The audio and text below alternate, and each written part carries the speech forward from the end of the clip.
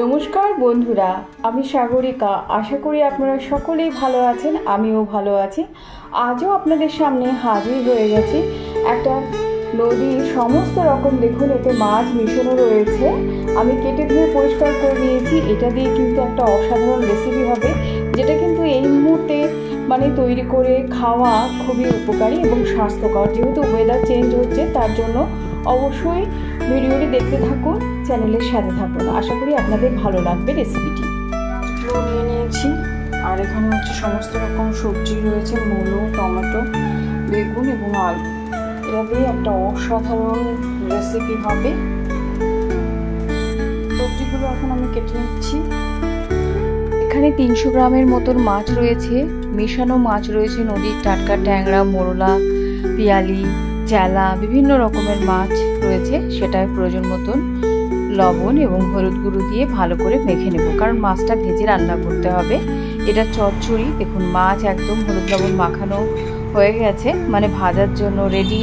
আর এখানে রয়েছে বেগুন, ঝিঙে, টমেটো, আলু এবং মূলো, সমস্ত সবজিগুলো আমি ভালো করে কেটে নিয়েছি। আর এখানে 1 চামচ জিরে, একটু আদা আর কাঁচা লঙ্কা দিয়ে একটা পেস্ট তৈরি করে নিয়েছি।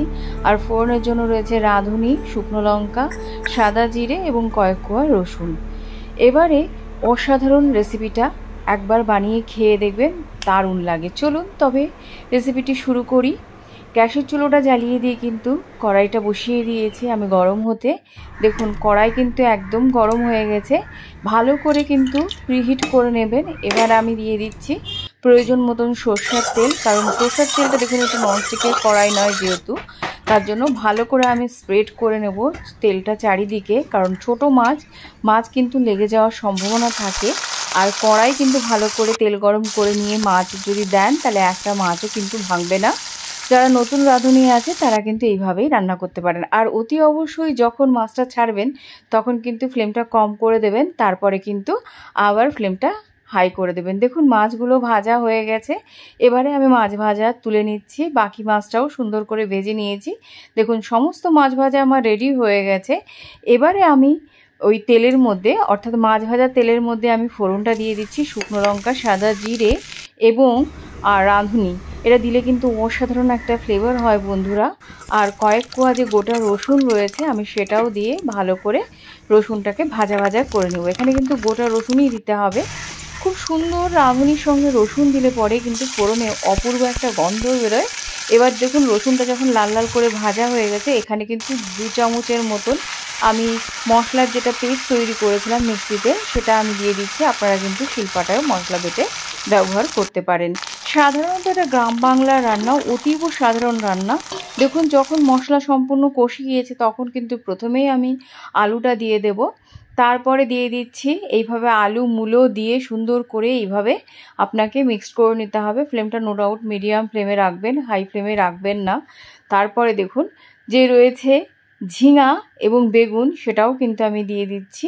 দিয়ে আপনারা যে যে রকমের সবজি পছন্দ করেন এতে কিন্তু অ্যাড করতে পারেন। ডাঁটাও দিতে পারেন, বরবটি দিতে পারেন, বিভিন্ন রকম সবজি দিতে পারেন। সাথে কিন্তু ছোটো মাছ, খুবই সুস্বাস্থ্যকর একটা রেসিপি, তাও আবার নদীর টাটকা একদম জ্যান্ত মাছ। ভালো করে দেখুন মশলার সঙ্গে নাড়িয়ে চাড়িয়ে নিয়ে এবার আমি প্রয়োজন মতন হলুদ গুঁড়োটা দিয়ে দিচ্ছি, আর স্বাদ অনুসারে লবণটা দিয়ে দেবো। দিয়ে ভালো করে মিক্সড করে নেব বন্ধুরা এরকমভাবে। আর গ্যাসের ফ্লেম কিন্তু মিডিয়াম ফ্লেমেই রাখবেন, কারণ সবজি এখানে কিন্তু পোড়া পোড়া করে ভাজবেন না, হালকা করেই ভাজতে হবে। এটাই কিন্তু এই রান্নাটার একটা প্রসেস। তারপরে দেখুন এখানে আমি কেটে রাখা টমেটোটাও দিয়ে দিচ্ছি, খুব সুন্দর হয় খেতে। টমেটো দিলে কাঁচা পাকা টমেটো দিয়েছি, যেহেতু আমার বাগানের কিচেন গার্ডেনের টমেটো, তো অসাধারণ লাগে বন্ধুরা। এই কাঁচা পাকা যদি টমেটো দিয়ে রান্না করেন একটু টক টক লাগে, আর এই টাইমে খেতে কিন্তু অপূর্ব লাগে। তো সব সময় তো পাওয়া যায় না যে টমেটোটা আপনারা বাজারে পাবেন সেটাও। আর কাঁচা লঙ্কা দেখুন আমি এখানে চিড়েও দিয়েছি, কিছু ভেঙেও দিয়েছি, কারণ এটাও কিন্তু আমার ঠাকুমার রেসিপি বুক থেকে নেওয়া একটা আমার কাছে অন্যতম সেরা রেসিপি। 2-4 মিনিটের জন্য ঢাকা চাপা দিয়ে দিচ্ছি বন্ধুরা, অসাধারণ একটা গন্ধ বেরোয়। তো যাই হোক, দেখুন এখনও পর্যন্ত কিন্তু মূলো পাওয়া যাচ্ছে। তো দেখুন এইভাবে বেশ ভালো করে সবজিগুলো কিন্তু একদম নরম হয়ে এসছে, তার মানে বুঝতে হবে এখন কিন্তু সবজিটা হয়ে গেছে। তো এইভাবে খুবই সাধারণ গ্রাম বাংলার একদম মশলাপাতি বিহীন একটা রান্না, আর এই সময় যদি খান তাহলে কিন্তু শরীর স্বাস্থ্য সবই ভালো থাকে। দেখুন আমরা বিভিন্ন জায়গায় বিভিন্ন হোটেলে রেস্তোরাঁতে খেয়েই থাকি এবং রিচ করে রান্না করে শুকনো লঙ্কার গুঁড়ো বিভিন্ন রকম মশলা দিয়ে খেয়ে থাকি, সেটা তো মুখের জন্য ভালো কিন্তু শরীরের জন্য কিন্তু অতটা ভালো নয়। সামান্যতম জল অ্যাড করছি বন্ধুরা, এখানে হাফ কাপের মতন জল দিয়ে দিচ্ছি, দিয়ে ভালো করে আপনাকে চড়া আঁচে এটা কিন্তু মানে রান্না করে নিতে হবে। দেখুন সব কিছুই মোটামুটি সেদ্ধ হয়ে গেছে এইভাবে। তো আপনাকে 2-4 মিনিট ফোটানোর পরে তারপরে যে ভেজে রাখা মাছটা রয়েছে সেটা দিয়ে ভালো করে মিক্স করে নিতে হবে। তো এই রান্নাগুলোর কিন্তু আলাদাই টেস্ট রয়েছে, তার সাথে কিন্তু একটা সুস্বাস্থ্যরও মানে মানে অধিকারী সব রান্নাবান্নাগুলো।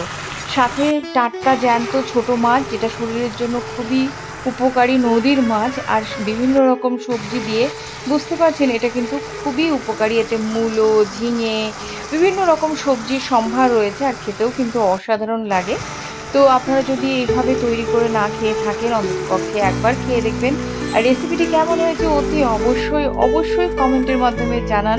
অনেক কষ্ট করে ভিডিওগুলো তৈরি করি আপনাদের জন্য, আমার ঠাকুমার রেসিপিগুলো আপনাদের কাছে তুলে ধরার চেষ্টা করি। দেখুন এগুলো মশলাপাতি নয়, কালার নয়, কিন্তু ভীষণ সুস্বাস্থ্য আর নস্টালজিক একটা ব্যাপারও রয়েছে। এই রান্নাগুলো কিন্তু বর্তমানে হেসেল থেকে হারিয়ে যাচ্ছে, তাই আপনাদের কাছে ছোট ছোট আকারে তুলে ধরার চেষ্টা করছি। আমার ছোট্টবেলার একটা মধুর স্মৃতি আপনাদের সামনে মানে দেখাচ্ছি। তো প্লিজ আপনারা একটু কমেন্ট করুন, আর ভিডিওটি দেখার জন্য অসংখ্য ধন্যবাদ। চ্যানেলটিকে লাইক, শেয়ার, সাবস্ক্রাইব করে চ্যানেলটাতে থাকুন।